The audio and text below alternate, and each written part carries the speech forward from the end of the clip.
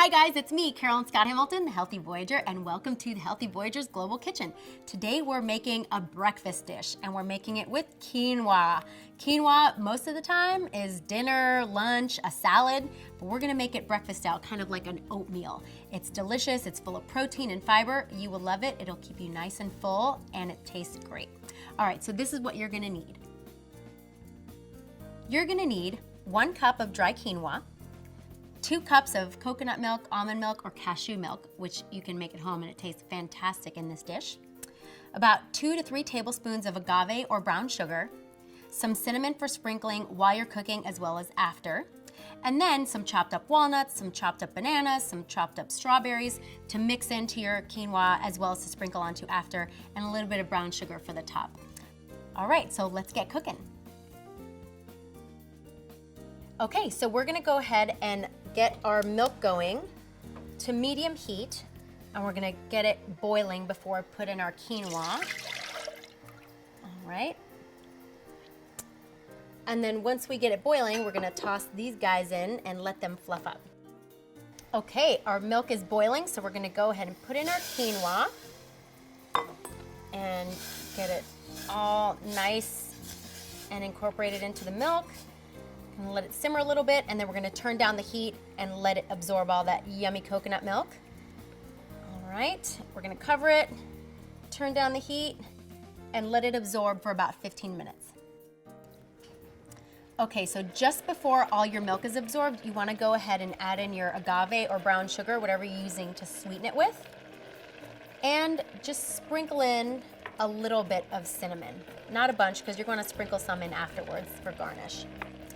So make sure you stir it in and it gets all absorbed with the milk into the quinoa so it all gets evenly distributed. All right, so we've got all that in there. We're gonna let it finish up and absorb just a little while longer. And then we'll add in our fixins. Okay, so it looks like our milk is almost totally absorbed. And we're gonna go ahead and toss in some of our bananas. We'll save some for garnish later. And some of our strawberries, nice, fresh, delicious summer strawberries. And then of course, save some for later for some toppings. And mix that in there.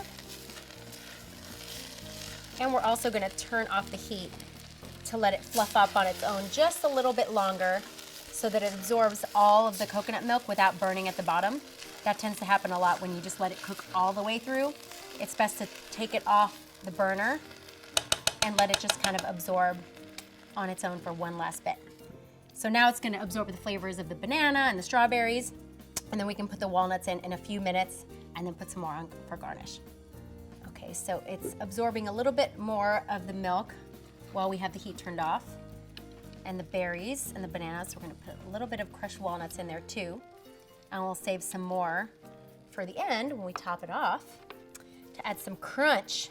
It smells delicious, smells like dessert for breakfast. This really is a great alternative to oatmeal because so many people are gluten-free and oats have gluten. So this is protein-packed and just as hearty and super delicious. All right, so it looks like the last of the liquid has absorbed. And it's okay if you got a little bit left over because you definitely don't want it to burn because that would be a travesty. All right. Let's take this yumminess over and serve it on up. So we're gonna get a nice helping of bananas and strawberries and walnuts, and then we're gonna add a little bit more on top just so it's nice and fresh. And that should about do it. Let's put a few more strawberries, make it pretty, a few more nanners. Make it pretty, sprinkle some walnuts, do a little bit of cinnamon just to dust a little bit extra on there, maybe a few more walnuts, maybe another berry, and that is that. We've got our delicious breakfast quinoa. It is just like your mama's own oatmeal that you grew up with, or granny's oatmeal.